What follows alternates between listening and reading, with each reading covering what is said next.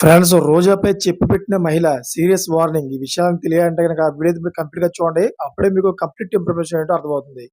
అదే విధంగా చాలా మంది వీడియో చూస్తున్నారు గానీ, లైక్ అని కామెంట్ చేయట్లేదు. దయచేసి లైక్ అని కామెంట్ చేయండి. లైక్ అని కామెంట్ చేయడం వల్ల ఈ ఇన్ఫర్మేషన్ మనం చాలా మందికి తెలియజేసేవాళ్ళం అవుతాం. అదే విధంగా చాలా మంది సబ్స్క్రైబ్ చేసుకోవడం మాత్రం మర్చిపోతున్నారు.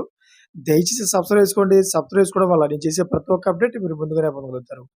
ఫ్రెండ్స్, వైసీపీ నేత రోజాపై జనసేన పార్టీ తీవ్ర ఆగ్రహం వ్యక్తం చేస్తోంది. భూమన కరుణాకర్ రెడ్డి తిరుపతిలో తన ఇంటి వద్ద రోడ్డుపై పడుకుని నిరసన తెలుపుతున్న సమయంలో ఆమె పక్కనే కూర్చొని మీడియాతో మాట్లాడారు.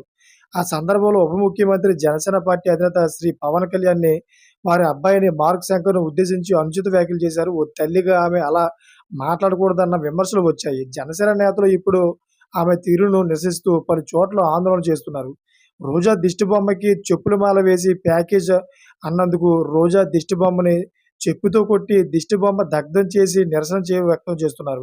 అయితే రోజా ఖబర్దార్ అంటూ నినాదాలు చేస్తున్నారు. రోజాకి నగరి ప్రజలు బుద్ధి చెప్పినా ఇంకా బుద్ధి రాలేదని, నోటికి వచ్చినట్టు పవన్ కళ్యాణ్ గురించి పదే పదే వాగడం సరికాదని హెచ్చరించారు.